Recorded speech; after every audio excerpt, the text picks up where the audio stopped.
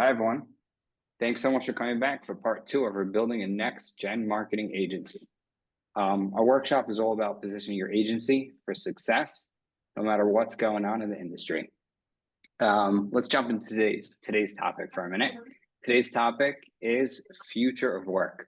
Mike and Esther, you guys hear me okay? Yep. Yes. Has all the other participants joined? I can't tell if they're in. Yes, we got all the attendees in the room here with us. Okay, great. Guys, Mike wants a quick shout out. If anyone wants to say hi to Mike in the chat, drop something in. He just wants to make sure that you guys are listening and you're not just bots. That's right. There will be a test at the end of this. Hello. Oh, there are a lot of people saying hi to you, Mike. Yes. Good morning or good afternoon. Yes, guys, we left the chat open on purpose. The chat is open to everyone that they can view anything. So feel free to drop your comments, your thoughts. If you think that Mike or Esther are not doing a good job, please let them know. That's right. I'm joking. No, we're going to be great today. Yes, so today's topic is future of work. There's been some major announcements in the industry recently. I know that at the end of last year, we had some major merger news in the industry, which I think by today, it's almost out of mind with the more recent upheavals in the industry. But I believe that the real effects of that didn't even start to hit our market yet. There's definitely going to be some significant employee turnover. There's going to be a lot of excellent talent that's going to hit the market soon. For some of that may be the catalyst for opening a lot of new boutique agencies, or that just might be it's great open talent on the market, and it's going to be opportunity to pick up some new employees with tens of years of experience. But I believe there are going to be some big changes in the market hitting us probably later this year. So today we want to talk about some background ideas and what we can help to prepare for this, and really to also focus on maintaining your own employees within your agency. For this panel, we have Esther, Cohen, and Mike Wang joining us. There are two team leaders from here in Workamajig. I'll jump to a couple quick notes, and then we will jump straight into our topic today. So questions for sure. Anyone's got any questions, drop it in the Q&A. The Q&A is open. You can drop it in any time during. We'll try to get to as many as we can. For anybody who's going to ask this a little bit later on, yes, we will get a recording of this webinar. We'll get it sent out a couple days after the webinar. And then just quickly to run through the agenda today. So we're starting now with this panel with Esther, Cohen, and Mike Wang.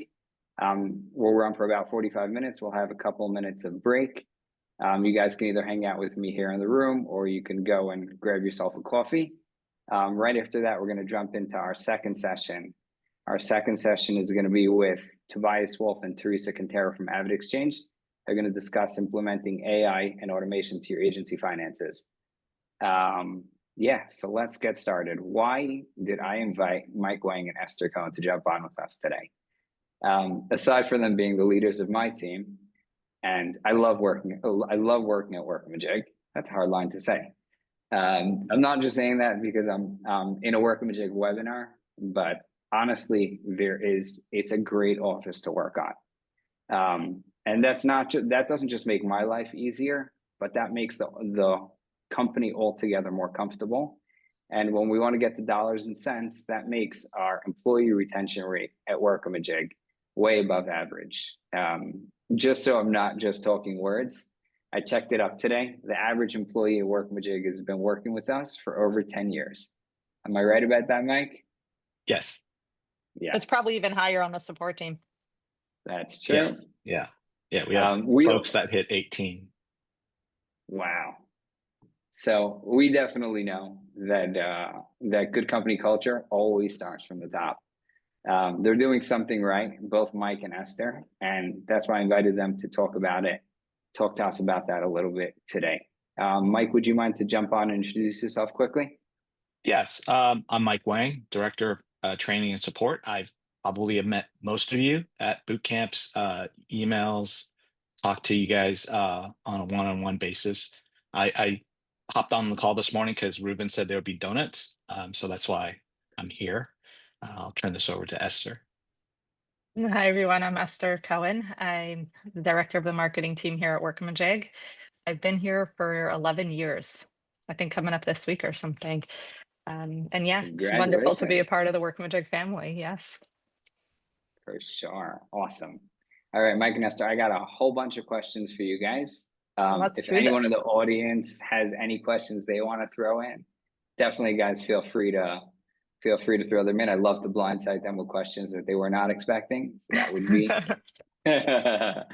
that would be really nice. Okay, so let's jump straight in. Onboarding and professional development. Especially now with the recent changes with AI hitting the market, I feel like there are new products hitting the market every day.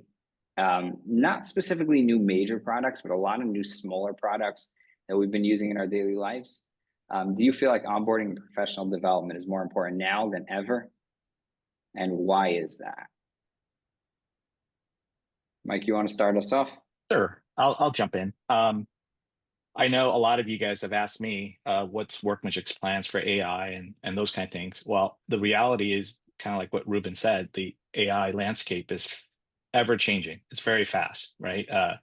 A couple of months ago, it was all Chat GPT. Now it's all DeepSeek. And it continues to evolve. However, I saw a recent interview with the CTO of WPP. They basically have already rolled out their internal AI tools, and their goal and mission is to reduce the amount of mundane and tedious tasks. So their idea was to say, okay, instead of a graphic designer spending hours and hours and hours on just minor variations on a particular product design or background, they can now focus more time on more inspirational elements of the creative process. So it's out there. People are using it. I'm sure most of you have already started to dabble in the AI tools. I think the question specifically for AI is, for onboarding and professional development. I think in this particular case, I think it's going to be equally important to be aware of the AI tools, but also continue to develop individuals professionally and interpersonally.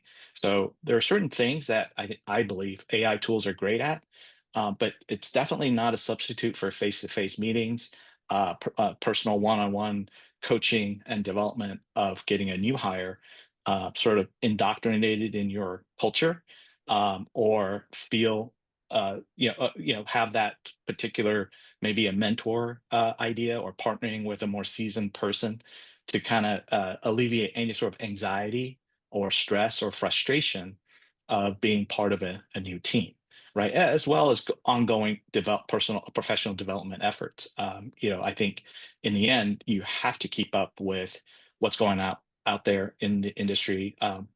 I personally think AI is just another tool, no different than Photoshop or Adobe or anything else out there. I think it's just a tool set for someone to be able to utilize, and understand what the capabilities and maybe even drawbacks of what that tool can do.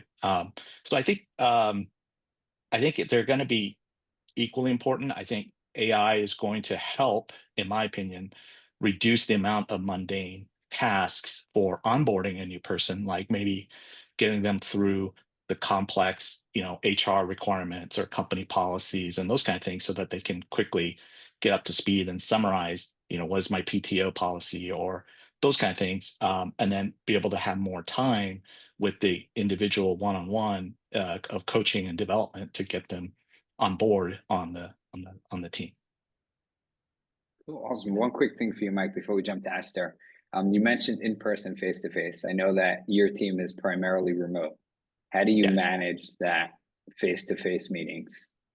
Yeah. So what we do, and I kind of touch on it later, what we do is we often schedule monthly get-togethers, and in those kind of particular cases, we often have in-person sort of communications and more of just sort of staying in touch and staying connected. We do often have internal team meetings, Zoom meetings, regular internal trainings that we see each other's face in some cases, but it's just definitely not the same with them being there. And we also have folks that are remote. We have a couple people, 2 or 3 people out of state. Most of us are still in Arizona, despite post-COVID. But it was occasionally we'll get together. Like recently, we were at the boot camp in New Jersey, so it was great to kind of meet folks in person that I've been communicating with for probably 15, 18 years now, and be able to actually see them in person. So it was nice. And I probably have, probably severely disappointed them, having them seeing me in person going, wow, that Mike, I don't know, I always had a different picture of what he would look like in person. But so hopefully I wasn't too disappointing, but I think definitely the combination of, remote connection as well as in-person connection is important. Nice. Thank you, Mike. I definitely agree with that. I think that face-to-face meeting is super important. And like you mentioned, that's definitely one of the biggest catalysts behind our boot camps and keeping them in person. Thank you. Esther, any thoughts on that? Just a little bit. We talked about onboarding and professional development and how that kind of ties into AI. I think that I've seen this touted recently. Some companies are trying to replace their entire onboarding process with AI tools that walk them through every part of the training. And I think that completely taking out the human side of things would be a giant mistake. Like Mike was saying, using AI to take care of the technical details, the mundane tasks is a great use case for AI, but it's very important to also keep that personal side. To when you bring on a new employee, there should be somebody guiding them through that training, a mentor that they can work with, teammates that they can work with. And it's definitely not something that should or could be replaced. But also for professional development, I think that encouraging current employees, new employees to research AI on their own and find the uses for AI within their own job roles and responsibilities is a good idea.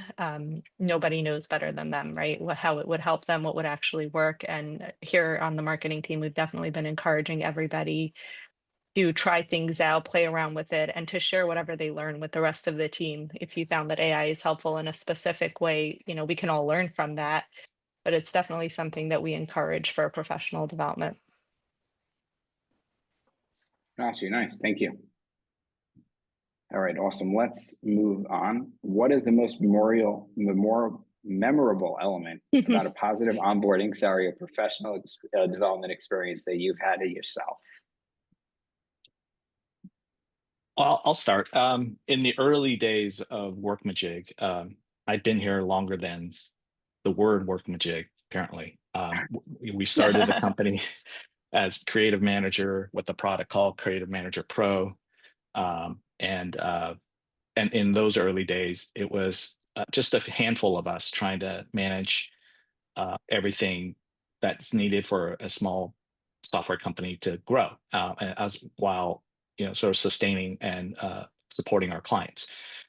So there wasn't a whole lot of formalization of process for things like professional development. And I think one of the more memorable moments for me was when my staff, 2 of them, came into my office and asked if they could take on some accounting classes to better understand all the terminologies and stuff that I throw at them, while trying to explain how accounting works and how we manage that in Workmajig, and what the sort of the understanding and the technical reasons why we do certain things, and getting that fundamental understanding under their belt. And I thought that's a great idea. So it was great for them to, for me to see that they took the initiative, and it was great for me to then run it up and formalize a program where we would have tuition reimbursement, time allowance for taking exams and attending classes. And in the end, we had a stronger, more deeper team that had a sort of a depth and breadth of experience that then they can bring to Workmajig as the company continues to add enhancements around those areas, as well as explaining those capabilities or fundamentals to other team members, as well as supporting our clients. Nice. I like that. Always working to make the employees better. Esther, any thoughts on that? Yeah, just going back to my onboarding when I first joined Workamajig way back when. I remember one of the first weeks that I was here, I was being trained in learning the processes, and there was something specific that came up. And my nature is that I always ask questions. So I was asking the mentor who was training me, why do we do things this way? Why wouldn't we do it another way? Just trying to understand the background. And her reaction was to immediately, she's like, "Oh, that is such a good idea. Let's go, discuss this with our manager." And we went over together. She explained what I had brought up. And the response was just so open to change. And that really speaks to company culture more than anything else. And it's something that I saw right from the onboarding is that everybody at Workamajig is so open to listening to everyone else. Like there's ideas always being suggested, any change. And I think that, Mike, you can speak to this. This is something we see on the client side also when clients ask us for something, if there's a consensus, if there's something that needs to be done differently, the team is always so open to listening. And that culture it was such a shock to me when I first came because I came from a very different type of company beforehand. But that's how I knew that this is where I would stay. This is exactly the kind of company that I wanted to work for. And just in general, there's no competitiveness. It's just a very completely positive culture. And that's a very unique thing that we have here. Nice. Thank Yeah. you, Esther. So I'll just add a little tidbit to what Esther says. Our as I had mentioned earlier, our sort of origin story was that we started as a consulting firm. Honestly, we were out there, out in the field, meeting you guys face to face, trying to understand your process, trying to figure out what's the best way to streamline those workflows, and then looking at technology to kind of support that. So we always focus on the human element first, and then looking at software because software can be changed, right? It could be enhanced, can be added, but we want to look at the human element of what is possible, what's best suited for these particular organizations, and then really listen to what clients want, and what they're trying to accomplish, and then be able to kind of understand that process and then be able to kind of take actions from it. And I think that culture just sort of stayed with us as we moved from a consulting company to a software company. All the same people are there. I was there, part of the transition, and so as we onboarded new people, we just continued to stay that course was to focus on the client, what they're trying to articulate to us, and then trying to figure out what the actual problem is and come up with solutions. nice. Thank you. So if I'm understanding correctly, the two top points we were talking about how Workamajig definitely is always open to change. That I love, and that makes a lot of sense to me because as a software company, the needs of the industry are changing, and they always have to change with it. But to shift from that for a minute in terms of agencies, do you feel like agencies, just from your experience of hearing, their needs and what they're going through, is there enough emphasis on these two programs by agencies themselves? I think it depends. In my experience, it kind of depends on the agencies, and their sort of configuration. Some agencies utilize a ton of contractors, and they basically just don't have the time to kind of run them through a process of indoctrination and explanation of how we work here, what the culture is. They just need to get them assembled on a project. They hit the road, and then they produce, and then they're done. And then maybe some are retained on another project, others move on to something else. So it seems fragmented, and those are a little tougher, right? To have a clear onboarding process, and it just not, and maybe the residency time isn't long enough for them to feel anxious or confused or any sort of team cohesion or not. A lot of these contractors that agencies utilize tend to be professionals, no different than a professional NBA player or a professional football player. They walk on the field, they know what they're supposed to do, they do the job, and then they move on. And so in those kind of cases, it probably works for them to not have a very formal onboarding process or a formal professional development process. But other agencies, they bring out the full punch bowl. I mean, say we're going to have a team builder. We're going to go through, we're going to go kayaking next week with all the newbies and the seasoned people and see who survives, kind of thing, right? They vote people off the island, kind of thing. They bring out team T-shirts, small things like department mugs, just help kind of solidify that cohesion and onboarding, and even little things like I've seen at certain agencies, they give a new hire a notepad with their name on it, and next to it is the agency's name. It just makes that special touch and make them feel like they are now part of the agency. All right, and I think those little things we try to pick up on, and I see them, and then I think the ones that I feel like, oh, that's a great idea. We definitely pick up on that and utilize those or implement those in Workamajig. So the other thing I think is, as far as professional development goes, there's a tendency for agencies to kind of limit that access to maybe mid-level or higher employees.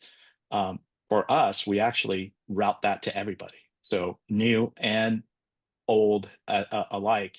And in my experience, it seems like, at least from my personal experience, the newer people tend to benefit most from these professional development opportunities, because for them, they've never seen anything like this before, or they're being introduced to something completely deeper than they've ever experienced before. Whereas a more seasoned person, they might pick up a few nuggets here and there, but it's not as impactful for them. But I do see that a lot of agencies tend to kind of look at and send their mid to high level folks to professional development opportunities. And the reason I say that is because I look at our bootcamp attendees and Workology conferences. They tend to be owners of the agency or principals of the agency, which is great. But I always wonder, like, if they brought somebody who's newer, how much impact that would have made for that person to gain all that knowledge, to get all those connections, to kind of see the sort of the mentoring along the way. And I think that would just give the agency a great reputation on the street. The word on the street is that, hey, this agency is great. You should, if you're a new creative person, you should probably look at working there. And I think I've heard a ton of agencies that have that reputation. It's like they're great at developing new creatives, and then those creatives tend to stay with them in the long run. Nice. Thank you, Mike. That's awesome. I'm curious to hear from our crowd today. We got about 50 attendees over here. I'm curious if you guys wouldn't mind to just drop in the chat. Do you feel like your agency or really in-house team, if you're an in-house team, are you putting enough emphasis on these programs and personal development? Curious to hear just a yes or no answer. Drop in the chat. I'd like to see what everybody says about that. Awesome. All right, we'll move on to the next question, and then I definitely want to see what we get in on the chat over here. Mike and Esther, what are the 3 best practices that you recommend agencies consider to elevate these programs, both for onboarding and professional development programs? Can I go first? Yeah. Sure. I feel like I talk too much. I should stay quiet. So We like the way you talk. I thought about this question, and I guess the 3 best practices I can think of is when you onboard a new hire. I think the expectation should be set that they are rotated amongst more senior people. A lot of times when you're a new hire, you tend to get saddled by someone who really don't want to be showing around a newbie around what to do, because they're already busy themselves. And so that work is delegated to someone else. It's completely opposite here. My expectation with my most senior people is that it's your responsibility to onboard a new hire, and it's your responsibility to make sure that they get all the help they need, and then that you rotate them to another senior person. And this basically accelerates the integration of them into our culture, as well as having someone who bring them in that's more senior. I believe accelerates the team cohesion much faster. Second thing we do is we set clear and expectations and onboarding milestones. So when a new hire comes on, we tell them exactly what's going to happen, how, when it's going to happen and how it's going to happen, so that if they had any questions about what their goals are for the onboarding process, that they can talk to me, talk to their senior partner that they're rotating with. So that I think in the reason why we do this is to really reduce the confusion, anxiety, and stress of being in a new group, right? It's like, oh no, I'm going to walk into this, company, and there's already well-established cliques, and there's already some well-established inside jokes. How am I going to break through that, right? And this is our way of doing that, is that they're now going to be part of those inside jokes. They're going to be making those inside jokes. They're going to be understanding, who's what, and so forth. And I think also it helps them.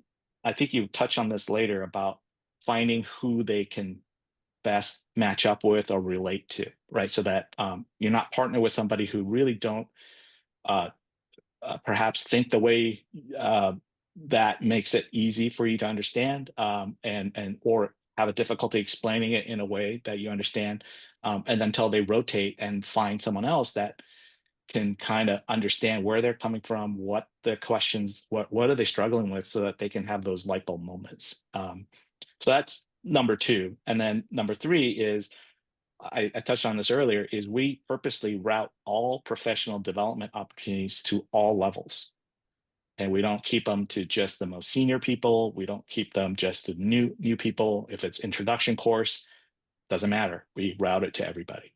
And the idea is that, what we don't want is some sort of a stigma, right, attached to, why are you taking this intro class? Shouldn't you be taking this advanced class? Well, if intro class is there and everyone wants to go, then great. And then that way, everyone gets a shot at attending those and develop themselves. But also at the same time, I think in the end, the company benefits from having this depth of experience that you would have at agency or any other company. I think there's a Gotcha. I question. like that. Perfect. So I think we got three things from you, Mike. They were mentors, onboarding milestones, and offering development to all levels. Great. I like that, Mike. Thank you. Esther, what about you? Any thoughts on that?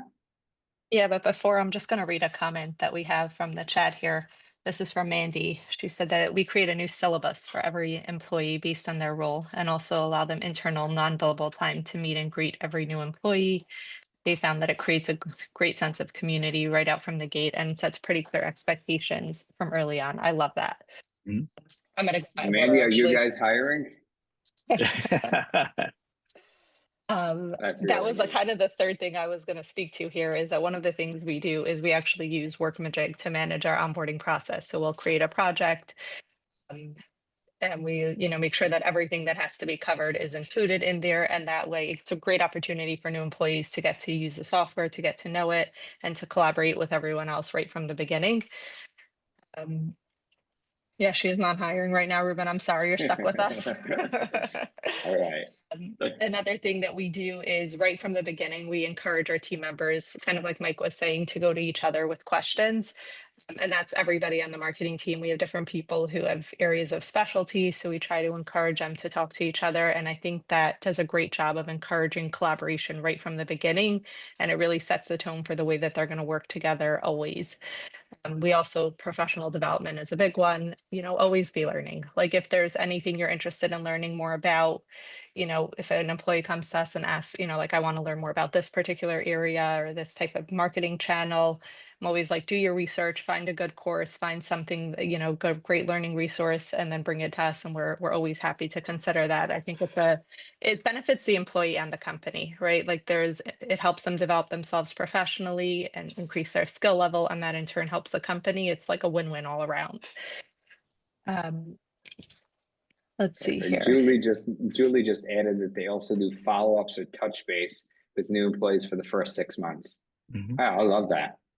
I love that. I'm actually curious how often you check in after that, because there's kind of two sides. There's, onboarding a new hire successfully, and then also retaining good employees is a huge challenge, especially we all know that in the agency world, there tends to be more turnover than normal. Every time we send out a marketing email, we get too many of those bounce backs saying that somebody's now at a different company, which is good. People should be growing and But there's definitely a lot of turnover, I think more than in other industries. And I'd be curious to hear, what focus people put on, what they do for existing employees to help retain them, to help keep them happy. Obviously, salary is a big one, but there's so many other benefits that can be offered, and non-tangible benefits is a lot of it. The culture of the company, the atmosphere, and all of that kind of stuff. So I'd love to hear if anybody else has anything to contribute on that. Just put it in the chat and we'll read it out loud. Monthly one-on-ones going forward. I love that.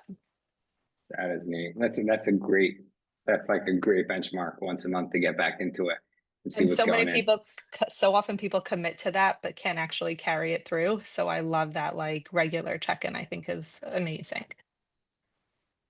And here we have Larry who says they do 30 and 90-day follow-ups and then quarterly, which is also to see where employees want to grow. I like that also, to like hear from them. One of the things we always like to ask employees when we kind of check in and things see how things are going is, what parts of the job do you like and what parts do you not like? And we want to hear both sides, because that's something that we could either, tailor the work to be more in line with what your skills are, what you enjoy.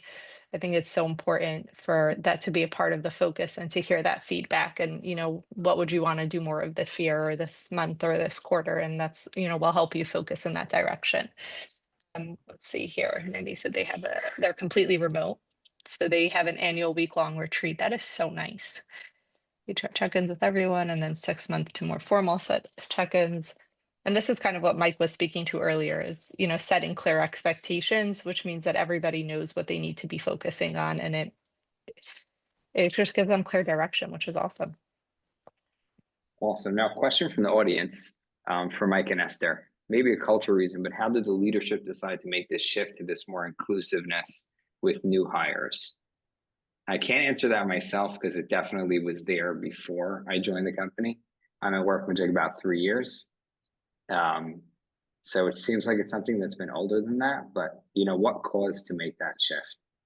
Yeah, I would say, honestly, it was I think it was reinforced to be even more important when we had a new hire that we tried to onboard, and this person left within 6 months.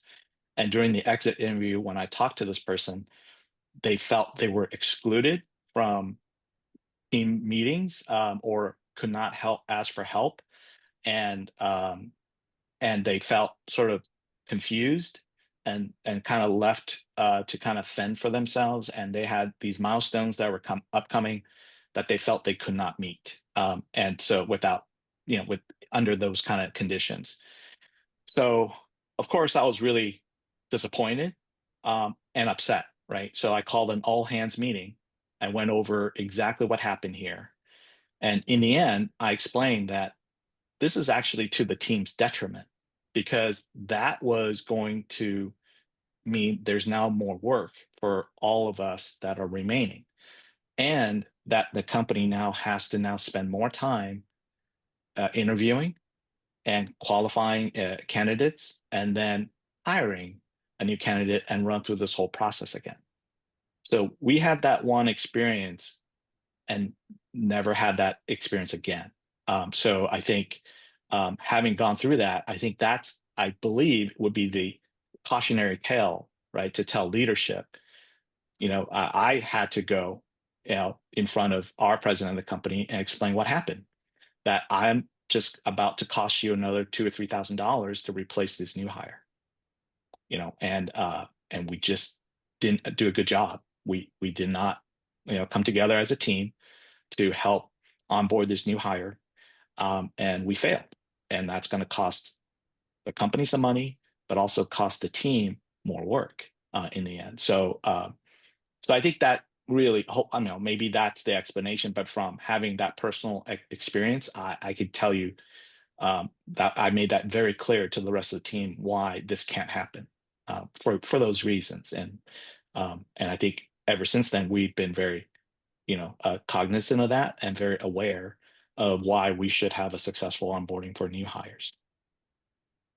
For sure. Yeah, I love that. So now I think we kind of spoke to like the inclusiveness part of the onboarding process. What role would what role should automated onboarding training programs, or those delivered by pre-recorded videos, or maybe chatbots, have today? Because as much as we definitely want that one-on-one, that FaceTime, that mentorship, there's a certain amount that could be automated. And what role do you think that should play?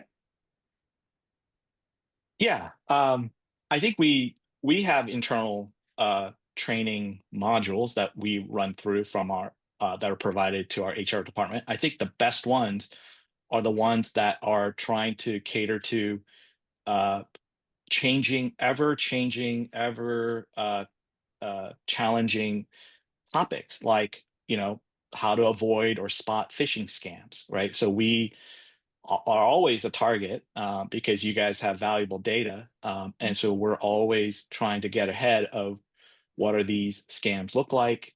How do we recognize and identify those? How do we react or prevent any further action from those attempts?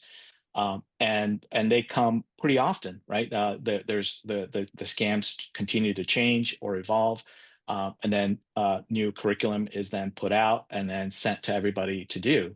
I think those kind of materials are, or tools like AI or chatbots or automated training are those are best suited for those kind of use cases, where it's really more for materials that you just need to see some examples to look at and be able to understand and be able to know what actions to take as soon as they identify and recognize those things. I think also maybe HR related materials could also fall under that same umbrella, especially if there are things like sick day accrual changes and those kind of things that we had to send out to our team and make sure that they all acknowledge and understand how those are being calculated, and it's just more of understanding it. And then if they had any questions, of course, they can relay those to our HR department. But it really doesn't take a one-on-one type of person.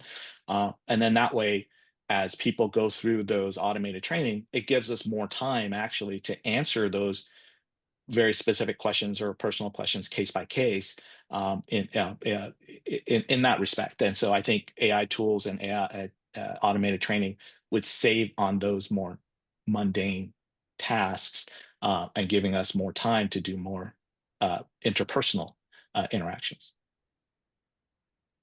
Got you. Yeah, I I don't like have that. much to add there. I completely agree with that. There's definitely like the mundane routine training, AI automation, anything like that is a great help with it. And then obviously once they have that foundation and the basics, they can come to, whoever their mentor or trainer is and get whatever they need, ask their questions. All right, so I like that. Thank you, guys. Next question. What professional development opportunities does Workamajig offer employees that agencies could learn from or mirror? Well, I guess I have to say this in the context of pre-COVID and post-COVID. I think every agency has that same cutoff in their time frame. So pre-COVID, we would have lunch and learn Fridays. So I would bring in lunch. The team gets to pick what they want, whether it's Jersey Mike's or Chick-fil-A or whatever. And then we all gather around the conference room, and then do a lunch and learn. So it's a great way to kind of, at least around the office, even myself included, if food's going to be provided, I'm there, and so I can always get a snack of some kind. But then while I'm there and sitting there and eating, if someone has happened to be speaking, I might as well learn something, right? And so that's sort of what we took after, and it also became more of a debrief for the end of the week because it's a Friday, and so people can kind of debrief a little bit, talk to each other about questions that they maybe had that challenged them during the week, but then also learn new things that a presenter would put together. And I mentioned earlier about those professional developments. That's what we try to do.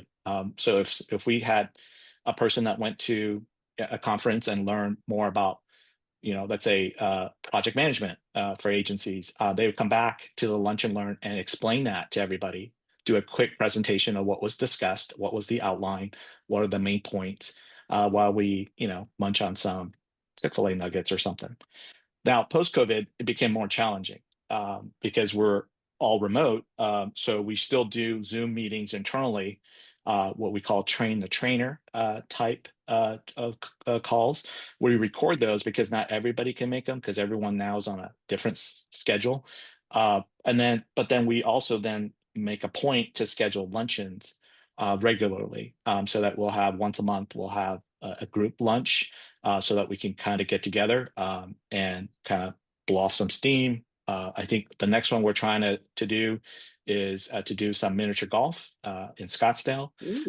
And so, so that way we can kind of, get together outside of just Zoom meetings and be able to see each other and discuss. So, so I think those kind of professional development is, I think it's great because we actually include that in our annual reviews with our performance metrics for our employees.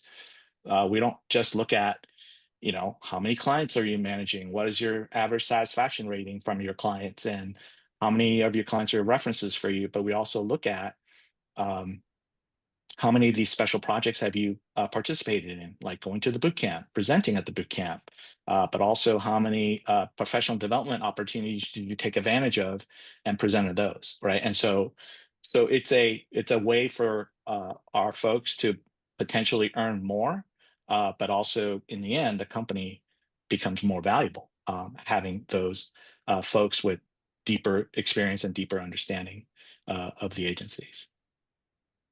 Thanks. Thank you, Mike. But what about the flip side of that? Now, I mean, professional development can go on forever. I'm sure there are employees that will just take this to the end of the world and just keep going forever and not get their work done because they're always taking a new course or new classes or, reading a new book that they think is somehow related to their industry for inspiration, maybe. At what point do we put a stop to that? And what are the boundaries that we can create around that?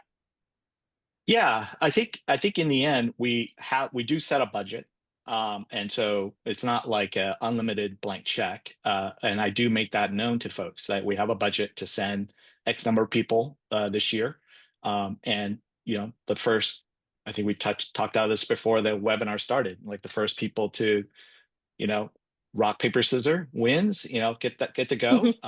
Or they, some other way of maybe thumb wrestle or something. And they have the opportunity to go. But yeah, the company does set a budget. And then we work within the confines of that budget, and it's been working so far.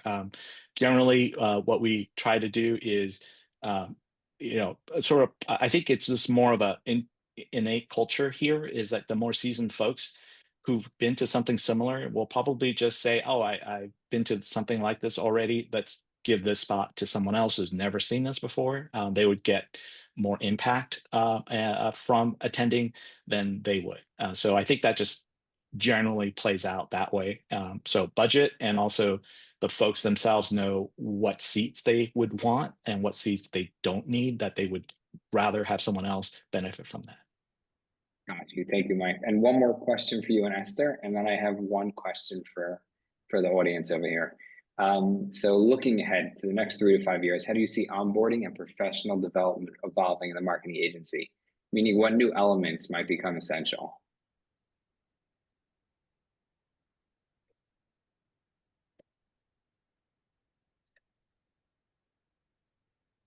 I mean, I believe definitely AI is going to make a change over there, right? It's definitely going to change our onboarding and professional development.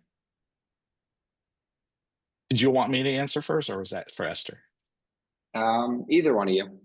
You can Okay. go, Mike, if you have a thought. Okay. Well, I think AI tools are going to be here, and I think they'll probably become more complex. But I think there's just going to be a feature, and not something as hyped up as a lot of people think it would be. I think the human element will still always win out. I think the AI tools would free up some mundane, redundant, tedious tasks.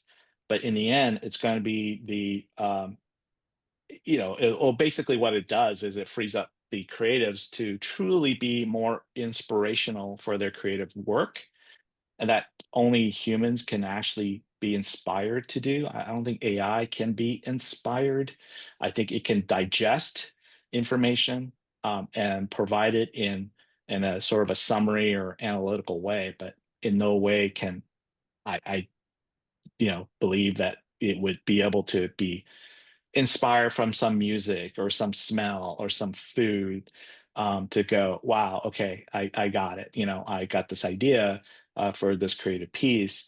Just walking around, to get a burger or hiking through the trees or the forest or whatever, and being inspired in some way that I think only humans can really do effectively and cheaply, right? So I think I really think that's what's going to happen. I do understand that there's a lot of pressure for these holding companies, global holding companies like WPP, to push out their AI tools to get their agencies to start using them in appropriate ways. I think in the end, it's going to be the agency leaders themselves trying to determine what is an appropriate use of these AI features or tools, no different than using Adobe or Photoshop back in the day. So I think it frees up a lot of tasks for designers, right? Having Adobe or Photoshop, and maybe AI to generate uh, variations of something, but you got to be inspired to come up with that first something, and I think only humans can actually do that. Nice, thank you, Mike. All right, one last question. I'm definitely open to feedback from the audience over here. So we spoke a lot about onboarding employees and really helping them grow within the company. In terms of keeping them, so obviously top of mind is salary. Your salary is definitely what brings you to work every day. But what benefits aside from salary do you think you need to offer to maintain your current employees and then obviously attract new ones? Yeah, definitely curious to see what everyone has to share. One thing I'll throw in here is transparency. This is something that Ooh. I've heard from a lot of people working at agencies. When there's transparency about the salaries across the board, there's never a feeling that maybe, they're losing out to someone else who's in a similar role. I think that's a really important one. That's specific to the salary, and obviously making sure that it's in line with what people, in similar roles and similar location are getting. Oh, I think we lost her. Especially for working parents. So this is one that I'm happy to speak to. I have, thank God, 5 children, and I am one of the things that I appreciate so much here at Workamajig is the flexibility that we get in terms of juggling everything that comes with children, right? Like the appointments, and there's just so much to keep on top of. And having the flexibility to arrange my schedule to work for that, to work from home when I need to. The Workamajig gives us a lot of compassion and understanding and flexibility around that, and it just makes it feasible as a parent, which is awesome. And I think that I will add that we have a lot of great employees who are parents as well, and having that flexibility allows us to retain those employees. Let's see. Yes, Kristen is agreeing with this. Half of our team are moms of toddlers, herself included, and flexibility is everything. It's true. It's especially obviously there are different ages and stages, but having, the understanding of your company when last minute things come up or whatever it is, or when you're taking a meeting and there you've got some little coworker in the background adding a lot of noise. It's just a great thing. We actually did a study on this here at Workamajig. I think it's been 2 years since we did it, and maybe we'll do another one. And surprisingly, the benefits that employees say they care about the most were very different than what the employers expected them to appreciate. So that was an interesting one, and flexibility is definitely a big one. Different kinds of benefits. I think there's a lot that you can offer aside from just like the typical things that you would expect. And he said, I think access to great system tools, servers, communication tools, project management software, and proper training to use them is super important to attract the right talent and to retain that talent, I would add. It's very Yes, I hard to work. definitely agree with that. Yeah, with that When organization. something doesn't work with my hardware or my software, I just get so frustrated. I just don't want to work. But yes, I definitely agree with that. Yeah, I think Amazing. Yeah. I'll just add to that you know, from when we transitioned to COVID, it became very important for us to continue to support our staff. And so we were fortunate in that we were already set up for remote work, but we never officially allowed that. It was really done on a case by case basis before COVID. But then once COVID hit, we basically grabbed our computers, went home for the next couple of weeks, just kind of waiting things out to see what's going to happen. But none of our clients felt any disruption, and so it was very smooth, and our team was up and running. Now, having gone through that turmoil post COVID, I think in the end, kind of like what Esther was saying, it became really apparent that a lot of folks liked the fact that they could work at home. There were some disruptions for some staff members because their house isn't necessarily set up for a home office. And especially during COVID, they would have 4 or 5 kids, right, having to do online classes as well as doing online work, and became just logistically not possible. So in those kind of cases, we temporarily open up our office so those folks can come into the office during that transition period if they need to, until they were able to kind of get their home office squared away. I think kind of like what we're saying about retaining staff, really it's about looking at the individual on a case by case basis, trying to fit in their flexible schedule requirements that they want, and with it lining up with the company. For us, we have clients from East Coast and West Coast, so it was really easy for us to say, why don't we just slide your schedule so that you start earlier in the day or start later in the day, and they can still contribute to the company while having that flexibility in the with the schedule, and so we will, yeah, I think having the ability to kind of respond to the employees' needs, but also just understanding the sort of the landscape of what's happening. Our company basically just felt like, hey, if the staff is happier, then that just means better retention and continued retention of our staff. And because we already had great retention before COVID, and then post COVID, it was just even stronger. I feel just the fact that we were able to provide the staff with what they need, whether it's computer equipment, training assistants, but at the same time also have the person to person interaction, so that they don't miss out. So we try to do something big every year. Last year we did go-karting, and folks came out from the East Coast, so that I can sort of practice my pit maneuver on them and spin them out. So we try to do something like that. We don't do some of the bigger things that a lot of agencies tend to do, like they'll shut down for the week and do a retreat or something like that. That just logistically harder for us. Everyone's got other things they want to do. But we'll carve, a Friday out and go to the ball game, or go to go karting, or soon we're going to go mini golf, right? So we'll do that, just so that we can kind of still stay connected, to be able to listen to any sort of frustrations or issues that the company should address or look into. I think that's just a continual thing. It's a continuous process to keep listening, and then keep adapting to changing landscapes, and then everyone's needs starts to change. And so I think we don't try to apply a wholesale sort of application of things to address things. We try to provide a framework, try to work in that framework, and if there is sort of areas that we need to address, then we try to look at that on a case by case basis. Got you. Thank you, Mike. I'm just going to shoot off a couple quick answers from attendees. We got a lot of interesting answers. Involvement, flexibility, pets at work, hybrid work environment. I love that. Mentorship, Mike, you touched on that a lot.